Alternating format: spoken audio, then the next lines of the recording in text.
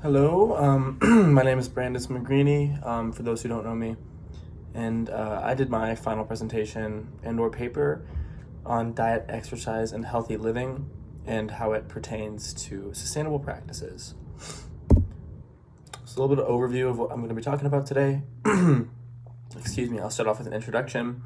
We'll kind of talk about my topic, introduce it, talk about sort of sustainability in general, and specifically when it comes to diet and exercise, how those are intertwined, and kind of just what the topic is kind of going to talk about. Then I'll go into ACSM exercise recommendations, just kind of basic recommendations on how to get started, what the minimum requirements are, and sort of what the guidelines are that pertain to exercise. I'm going to then jump into the health benefits of exercise, why we should eat healthy, why it's important, what eating healthy kind of looks like, health risks of inactivity, as well as an unhealthy diet.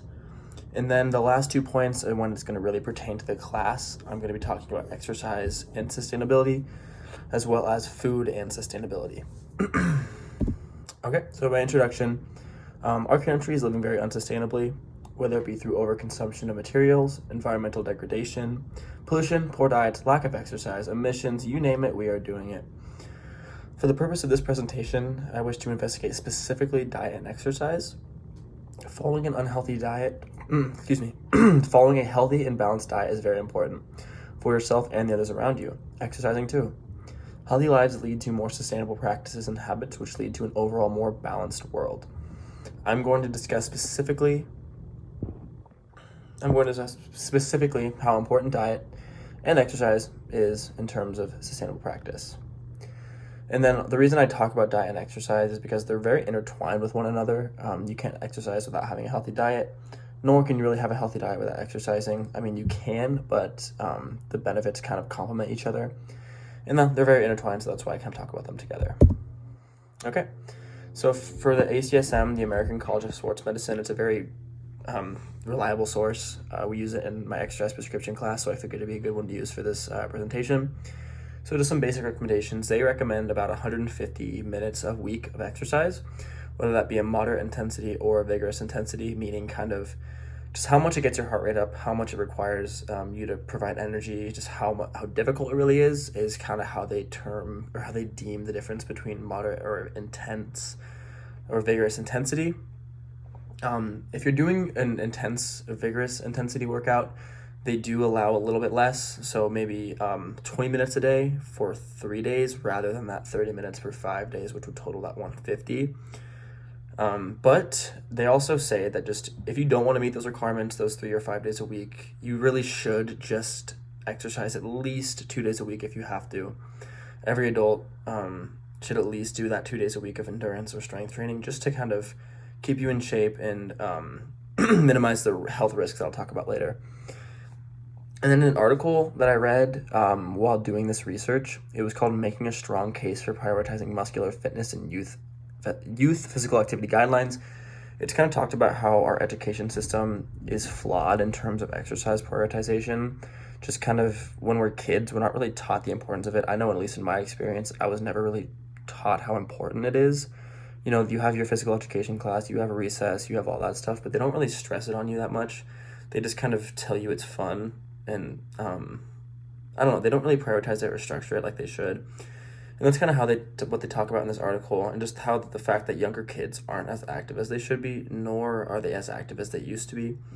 And when you're young, you build habits, and those habits continue on until adulthood. So starting those habits young is really important. And the authors of this article feel that more structure and more change in the way we teach it should be adjusted overall. So next, I'll talk about the health benefits of exercise. There are quite a few. I'm not going to go super in-depth with them for time purposes, but overall, exercising can reduce the risk of obesity, diabetes, heart disease or other blood conditions, hypertension.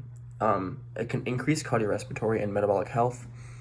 And then there's moderate evidence to support that it can reduce risk of specific cancers, actually, which is obviously good because cancer takes a lot of lives and it's just not a great thing to have. So exercising in order to reduce that risk is great. And then a specific benefit through exercise was seen using this article that I read. It's called Strengthens Developing Bones, Sustainability of Exercise-Induced Increase in Bone Density and Skeletal Structure. So as you know, when you get older, your bones age as well. They get more brittle, they become weaker. And then also, alternatively, when you're young, they're developing. So what this study kind of wanted to see is how much our bones actually adjust to exercise at a young age. And they did find that exercise, whether it be endurance-based or strength-based, did increase bone health at a young age, made them stronger as they developed. And also, they found that you can sort of reverse or delay the effects that aging has on your bones through exercise, which is great. You don't want to be older and having weak but brittle bones that can barely support your weight. So making sure that they're strong and sturdy is very important. And then another article that I liked had a great quote on it, and the article was titled Health Benefits of Physical Activity, the Evidence. And the quote goes as this: "We confirm that there is irrefutable evidence of the effectiveness of regular physical activity in the primary and secondary prevention of several chronic diseases: cardiovascular disease, diabetes, cancer, hypertension, obesity, depression, and osteoporosis, and premature death." So, I mean, exercise, the reason that I do talk about it in terms of sustainability is that sustainability really is just things that can be sustained or can be done for a long period of time without implications or problems, and they're just sustainable, as the name implies. So, exercising can overall increase life longevity and just create a more sustainable living habit. You live longer, you're healthier, you reduce the risks of all those diseases I talked about before, and just overall living a more sustainable life through exercise. Now, why should we eat healthy combined with exercise? You got your exercise down, you're maybe exercising 3 days a week, but why should I eat healthy? What does that look like? Like I talked about before, partaking in exercise and or other physical activity, no matter how intense, will not create results so long an unhealthy diet exists. An article I found had the 80-20 rule, which I had actually always kind of lived by, but it was nice to see it on an actual credible source to know that it really is true. The 80-10 rules just kind of talks about how diet is 80% of the thing. If you exercise and still have an unhealthy diet, you're not going to see the results that you want to. So making sure that you're eating healthy and following a strict diet as well as exercising is super important. Like I said, it's 80% of it. So if you're going to exercise and follow an unhealthy diet, it's kind of pointless. And then also what you'll find is that an unhealthy diet actually poses the same risks as following an activity. So if I go up a couple slides to back to that health benefits of exercise, an unhealthy diet can still lead to obesity, can lead to diabetes, can lead to heart disease or other blood conditions, can add to hypertension. And then also if you're eating unhealthy and still exercising, you may not see that same benefit in bone health, and you may not get the same metabolic health increases if you're going to be eating an unhealthy diet. So eating healthy is very important. Getting in your proper macronutrients, that's your protein, fats, and carbohydrates. So about 10 to 35% of your protein or your calories in protein, 40 to 65% of your calories in carbs, and 20 to 35% of your calories in fat. It's kind of the baseline percentage people want to be hitting. And the problem is people tend to dip below the required protein and way exceed the required carbohydrates and fat, and that's where they get the weight gain. Not from usually the protein, from way too many carbs and way too much fat. And people also don't understand the difference between your fats. You have your unsaturated and your saturated or trans fats. People are kind of sticking to those saturated and trans fats, which are very unhealthy. That's what causes high cholesterol, thickening of your blood vessels, just unwanted health implications that are not seen if people follow a high unsaturated fat diet. Those are like your avocados, your peanut butters, your nut oil, stuff like that. Those all have your healthy unsaturated fats, which need to be looked out for. And then kind of the same thing as with exercise. Just having an unhealthy diet and not exercising is just not a sustainable way of living. You can't sustain this over long periods of time, and even if you do, your overall quality of life will be a lot less. You're going to be tired, sluggish, you're going to be at risk of all of those health implications I talked about before. So just making sure that you follow a healthy diet and exercising is just extremely sustainable, very important. And another article that I thought was very interesting was called A Healthy Eating as a New Way of Life, a qualitative study of successful long-term diet change. In this study, researchers took 20 participants and they told them just, hey, let's start eating healthier. Let's stick to a strict diet for about 2 years, minimum of 2 years, and we'll just study the effects. Following the 2 years, the 20 participants did stick to their diet.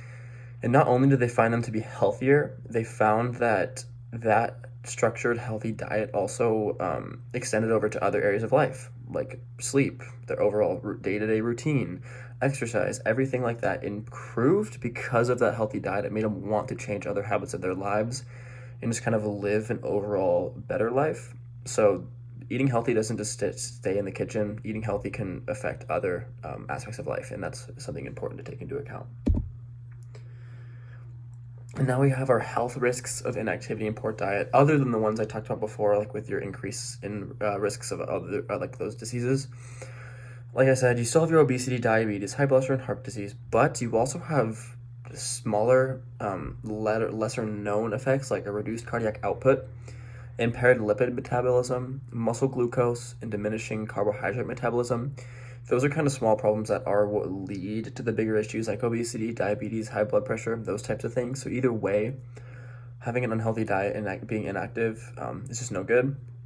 In an article I read called "The Fundamental Drivers of the Obesity Epidemic," they kind of just analyzed problems in our country, specifically the U.S., and wanted to see what kind of caused this obesity epidemic. They found that a lot of it was our food supply. We're getting a lot of food. There's access to abundance of unhealthy food. People have it at the ready, and that's a problem. And also, like I talked about before, the lack of exercise prioritization. People aren't really told how important it is, so they don't really think it's that important. And then, like, I know it's important, as well as my other exercise science peers, because we're taught almost every day how important exercise is, but I kind of forget that other classes, like your math majors, your business majors, they don't take classes like this, so they may really not know. And this is creating a problem because obesity rates are exceeding 25% in places, and I believe in the US it's in the 30s. And that's not good. When you think about it, a third of our population is considered overweight or obese. Another article that talks about this is the impact of obesity on U.S. mortality levels, the importance of age and cohort factors, and population estimates. To put it shortly, researchers just wanted to see if there was an excess amount of death caused by large body masses, and they found just that there was an excess of 5% and 15.6% in black and white men, and 26.8 and 21.7% in black and white women. So just kind of showing that there is a lot of excess death just by being overweight. So when I go back and talk about like that sustainability aspect of exercise and unhealthy diets, you're decreasing your life longevity just through choices you're making each day, and that's not a sustainable thing. Over 1/3 of the population older than 15 is not active enough, which is a very scary statistic. Just over 33% of our population over the age of 15 is not getting enough exercise. And that is due to things like workloads. People are working 8 hours a day, even more than that, and it makes it very hard to find time to get outside. Technology, there's more things to do that aren't outside. Lack of prioritization, like I've talked about. More digital gadgets and transportation, like Uber, your scooters, buses, cars, all that stuff. Electric bikes, even, which is just taking all the work out of biking. It's just giving people an out for almost everything. So it's like, why would I walk 10 minutes when I could just scooter there? Or why would I walk when I can drive? Stuff like that is just keeping people from getting outside. Exercise and sustainability. So how does this topic relate to our class? Because, it may seem like I'm just lecturing you about exercise and diet, but they kind of do go hand in hand. In an article called "The Role of Exercise in Sustainability," I saw a really good quote. Although frequently ignored, personal well-being is crucial for cultivating a healthy, sustainable, and well-balanced community. So making sure you are healthy is important before you start making sure the environment's healthy. It's kind of like that saying, how can you love yourself? How do you expect to love others if you can't love yourself? How do you expect to make the world a better place if you are just not sustaining your own life? We are surrounded by hiking trails, parks, gyms, or other outdoor places, and people are not taking advantage of them. And like Kathleen Smythe talked about in a lot of her readings, it's like reconnecting with nature. And hiking, going to parks, going to just outdoor public places is a great way to reconnect with nature and exercise. So both of those combined are just great for sustainability because you're creating a more sustainable self and also reconnecting with nature, which in turn will then improve how you interact with it. It could potentially reduce intake of resources like medications that would be required without sufficient exercise. So if you don't exercise, eat unhealthily, you're going to require medications just to kind of keep yourself alive. Like if you need blood thinners, you need diabetes medication, you need insulin, So all that sort of stuff, you'll need more if you aren't exercising. And also just good health and well-being overall. Like I talked about before, making sure you're exercising, following a good healthy diet is imperative for good health and well-being. And having good health and well-being is very important in order to actually preserve the environment around you as well. So food and sustainability, in an article called Sustainable Eating, the author talks about just kind of simple ways you can just eat more sustainably, and that's just like grow something, shop locally, shop in season, vote with your wallet and your fork, not just with your wallet. That means buy and eat things that are sustainable, because the more you buy things that aren't, the higher the demand is for them, and that's not a good thing. Environmental awareness is very important. In an article called Eat As If You Could Save the Planet and Win, Sustainability Integration into Nutrition for Exercise and Sport, they talked about how mass producing to obtain our food is causing mass environmental degradation. And like going back to the idea about voting with your fork, people eat that mass produced food, then in turn just increases the demand for it. And then they start mass producing even more. An interesting statistic I read was that meat production is one of the worst, producing a lot of greenhouse gas emissions, and it requires 2,400 gallons of water just for 1 pound of meat. So just to put that into perspective, a traditional burger will maybe have a third of a pound or a quarter of a pound on just that one burger. So 4 hamburgers or 3 hamburgers require 2,400 gallons of water. That is just crazy to me. So making sure you're changing your diet habits or adjusting them is very important to help. Instead of just choosing what is good for you, choose what's good for you and the planet. Like when you go to the store and you see all the different foods on the shelves, think before you think just, oh, this sounds good, or this looks like it could sustain me. Think about how it affects the environment. And that's something I've been thinking about a lot more since taking this class and since being in the sustenance unit, is just looking at products and being like, well, are they in season, or how much work did it require to actually get here? And like foods that are imported a lot, buying things like that are just not a sustainable habit to have. Our society also as a whole just kind of overconsumes food. I think portion sizes and sugar is probably our biggest problem. And any food that's consumed that's not just physiological need can be considered waste, and that's a huge problem. It's why we have an obesity epidemic. People are just eating way too much, more than they need. Because obviously, food tastes good. I'm not saying that it doesn't, but just making sure you're working on your portion controls as well is great for yourself and the environment around you. All right, just 4 kind of concluding points that I want to draw. Following the basic exercise guidelines or completing the minimum amount is important. Exercising and following a healthy diet is crucial for sustainable living. There are a lot of health risks associated with being sedentary and having a poor diet. And last but certainly not least is exercise and diet are a main component of sustaining yourself and the environment around you. So kind of just those are the 4 main points maybe you can be drawn from this presentation. And those are my sources. And yeah, that's about it. Thank you.